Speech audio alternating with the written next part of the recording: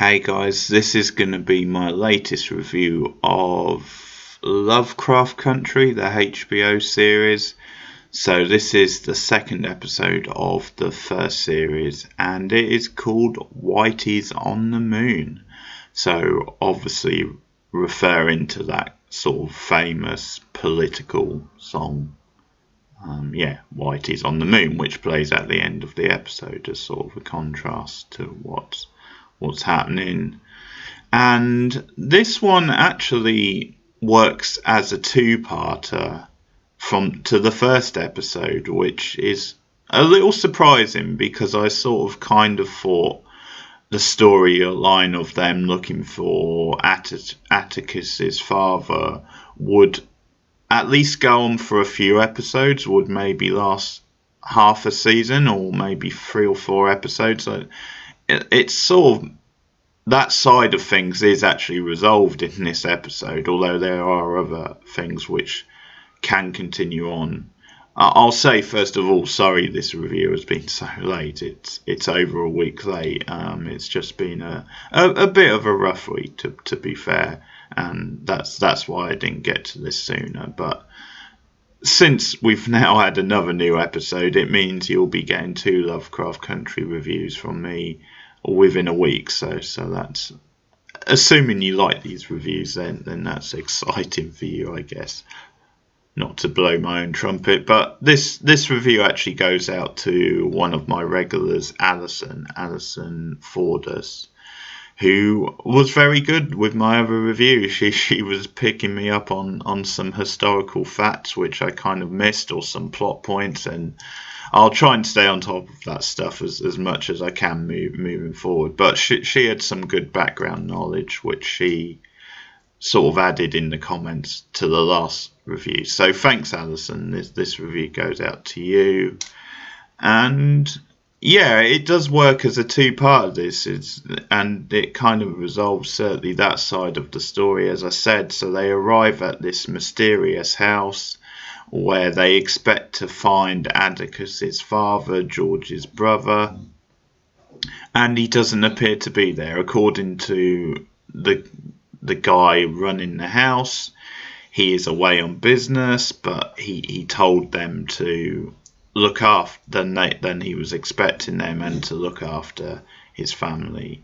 So they're invited in, obviously, and we get this whole sort of sinister vibe from the person running the house, that he's not really telling the truth. There's small things going on, and I think the episode kind of sums up some of the stuff going on in this series, some of the way they're kind of taking this idea of pulp, sort of like literature, the tradition of kind of pulp and supernatural sort of short stories in a way. So I think we're going to see this moving forward with this show, where actually a lot of the stories kind of bleed into like this kind of 1 or 2 parters in a way, so more condensed maybe, but how there'll be like this various set of like supernatural characters and stuff.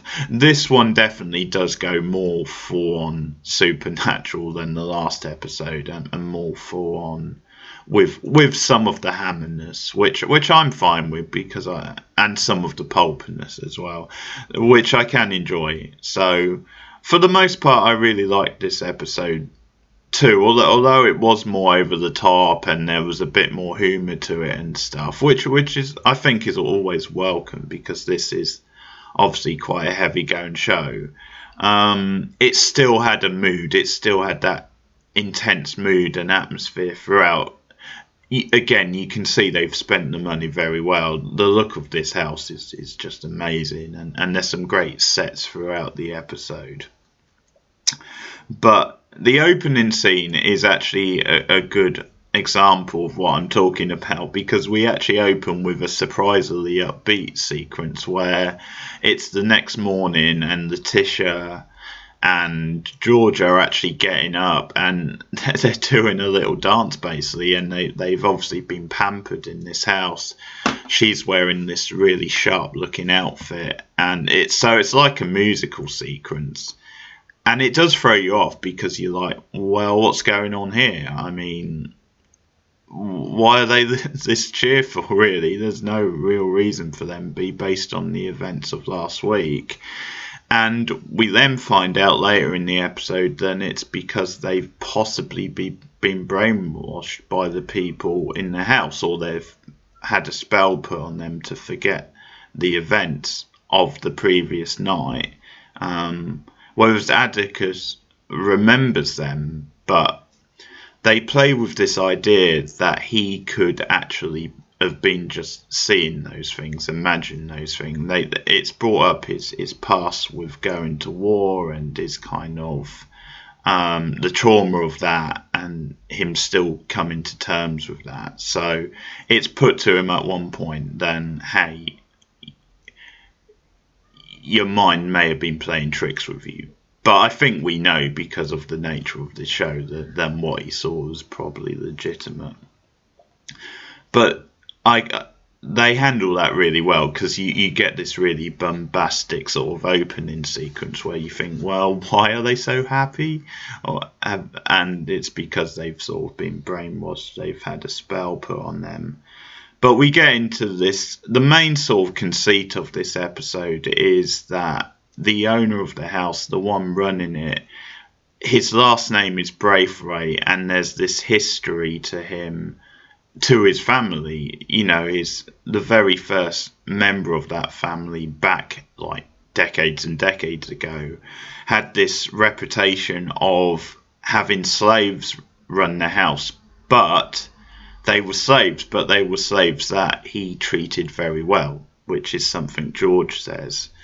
And I think one good character beat for George actually in this episode, and Letitia, is that when it's the next morning and they're sitting outside and I think they're just having something to eat, Atticus is really getting frustrated, and obviously he doesn't know why they can't seem to remember what happened, and he's really obviously paranoid, as you can't blame him. But George actually like covers it up and, you know, tells him to sit down and calm down, which I really like, because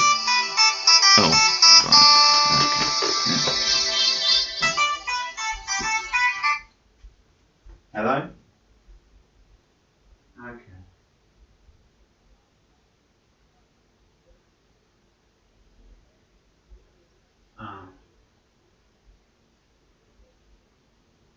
Okay. Okay, that's frustrating. Right, right, right. Okay. Yes, yeah, no, I can imagine. Yeah. Right, right. No, okay. No. Yeah, fine.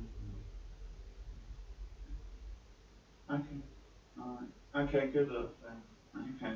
Alright, see you soon then. Take care. Bye. Bye. Bye.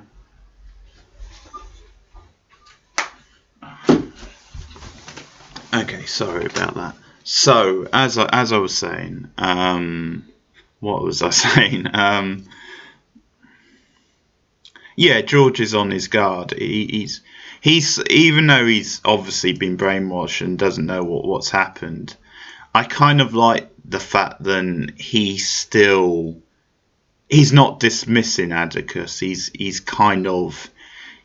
like entertaining the idea, and he's not saying, hey, you're crazy, there's nothing going on. But he has this strategy where, well, let's keep a low profile. We don't want to be drawing attention to ourselves. So I like that side of it, but it is George who tells them of the legend of this house and of the Braithwaite family name. Then they have a reputation of looking after their slaves. So it's this funny sort of idea where they actually do treat the slaves with some respect, but it's almost like just another way to manipulate them, another way to kind of keep them on side. They're still slaves at the end of the day, and there's still like compromises, but But in any case, we find out later on that the house has all this history and that slaves have died there, like in the sort of basement. There's a place like this big sort of well sort of place, which is being guarded by this woman. And that has some link to like witch trials and what have you. And she's like the guard, and again, it's this whole thing of her kind of being. She's a lot more upfront, I think, about her sort of biases and about the fact that she is kind of racist. And she doesn't go full on racist, but she is very firm with them, very sort of direct, and it is kind of talking in sort of very much talking down to them. But the big kind of story in this episode, as it transpires, is you have this character, and I've seen the actor loads of time, who knew the father or knows the father. And he's the sort of character actor. He always plays sleazy guys, basically. You would have seen him in a bunch of things. He pops up in all sorts. But he does have a presence. He has a very sinister type of presence. Very sort of icy in a way. But in any case, yeah, he is this kind of almost mad, sinister scientist sort of character. And he has this really crazy idea of recreating the Garden of Eden. Eden, I should say, even. And his whole thing is that it turns out Atticus has the bloodline for it. So they want Atticus to use his DNA basically as this at this grand ceremony, which pops up at the end. And there's also another character, the daughter of the scientist. A professor is probably more the apt term, but he has this kind of very kind of attractive sort of daughter who's one of these characters. You sense something that's up with her, something a little phony behind what she's saying, but she tries to play a bit cooler and tries to get Atticus on side and kind of says, well, we're the sort of family who wouldn't associate with the Ku Klux Klan, for example. We're the sort of family who are very open-minded. You know, we have this history of using slaves and stuff, but we're also very progressive. We're also very fair to our workers. And you sense the whole time she is just like feeding Atticus like a line. She's trying to seduce him. I think at one point she tries to convince him that actually she doesn't agree with all her father's methods, and that if there's one person he can trust in the house, it is actually her. But you sense that's a lie, like the whole time. And at times the episode really goes very trippy, very sort of sinister, kind of a bit bonkers. I think, yeah, if I have a criticism, I think they maybe throw a little too much at you at times during this episode, but it didn't quite have the discipline of the first episode. It's almost like they said, well, we were very slow building, very much about the mood and the tension last week, so hey, we're just going to have a bit of fun this week. But yeah, various things start to happen. So at one point, the daughter puts like a spell on Atticus and the rest of them, and she essentially locks Atticus in the room, and the whole idea is to like divide the three of them, and she puts a spell on them that makes them see things that isn't there. So the kind of sexual tension between Atticus and Letty is played on in this episode, because she sees Atticus and they have a romantic moment. They start kissing, they start having sex. And you see at the same time it's cutting between that scene and also Atticus fighting basically a Chinese soldier who randomly comes out of there. That's what I mean about this episode, just throwing these stuff at you. But I think it's meant to be like related to his time at war and stuff. But yeah, so you know something's not quite right, because that in the other room, the kind of the not real Atticus, I'll say, is having sex with Letitia. They're going at it pretty hot and heavy, and yeah, maybe the most freaky moment of the episode, because then a snake comes out of Atticus's penis, which I think is a whole, again, playing with the Garden of Eden type metaphor. But it's a freaky moment. It's a really great moment, actually. And at the same time, he's obviously fighting this like, it's actually a female Chinese soldier who doesn't appear to be there. Now, what happens with George is actually interesting, because this woman appears to him, a woman from his past, so a woman he had a romance with, and he dances with her, but the twist is that the woman's dead, and George knows the woman is dead, so he cottons on to the fact that it's the house playing tricks on him, basically, or it's a spell being put on him. So it's actually a nice little moment, because even though it's being done to like trick George and manipulate him, it's still quite a tender little moment, him kind of dancing with this spirit, because it almost serves as this nice little memory for him. But there's a further twist on that, because we later find out that George may well be Atticus's real father, because there's a line when they find the father later on that he may not even be yours, and it's when George and it's Montrose the father. I was trying to remember the name, the actor out of The Wire.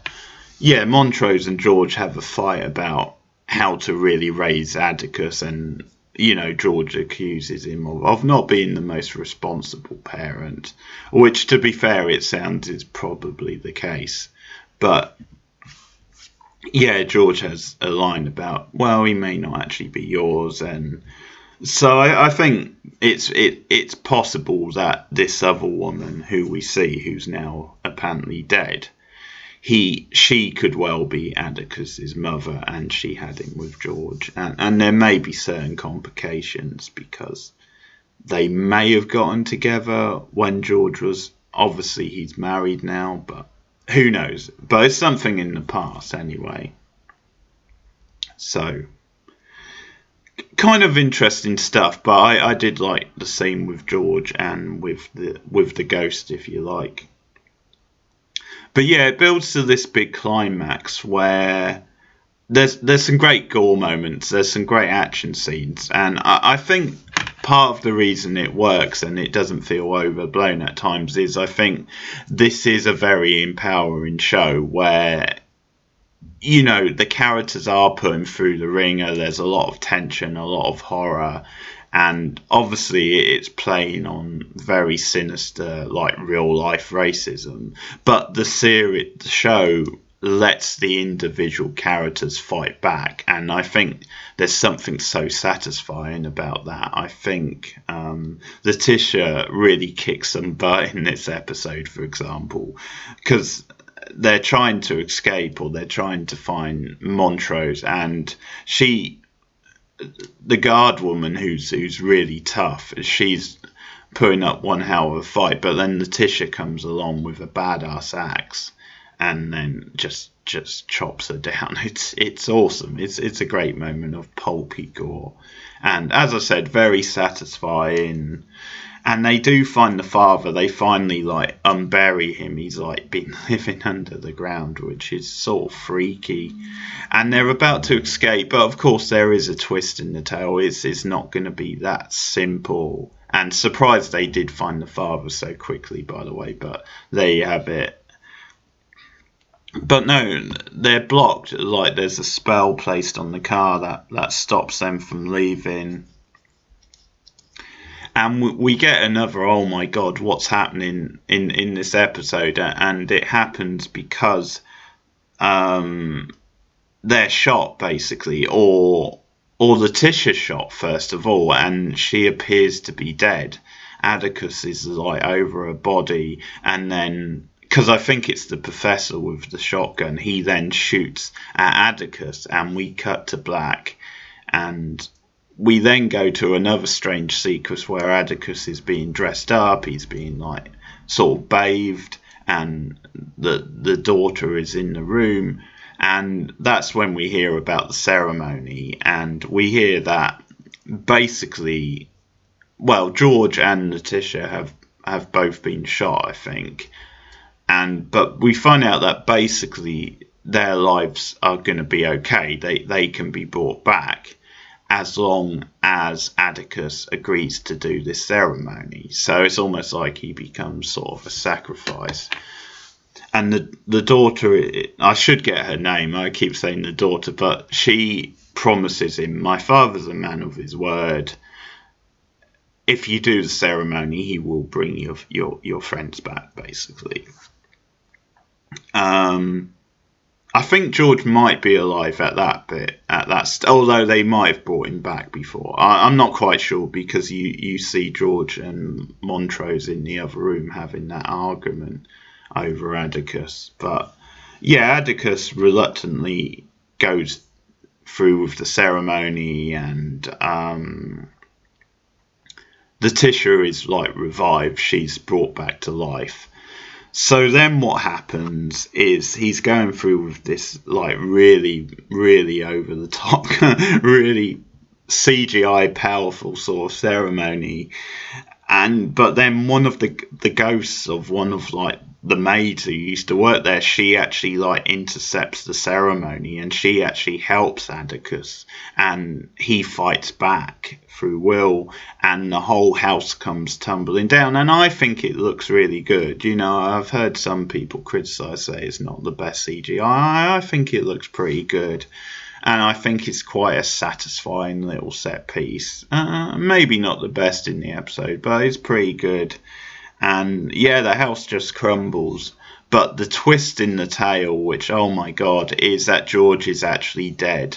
I think because Atticus didn't go through with the ceremony was stopped, then George is actually killed.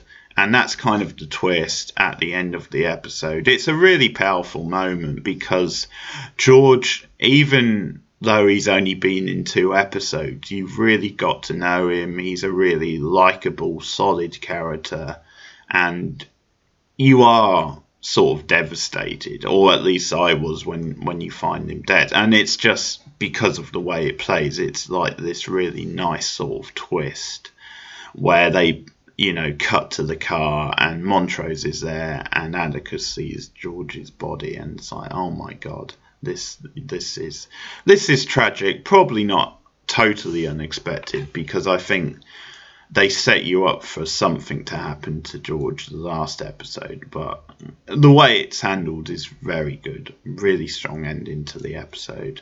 So that's, the second episode of Lovecraft Country.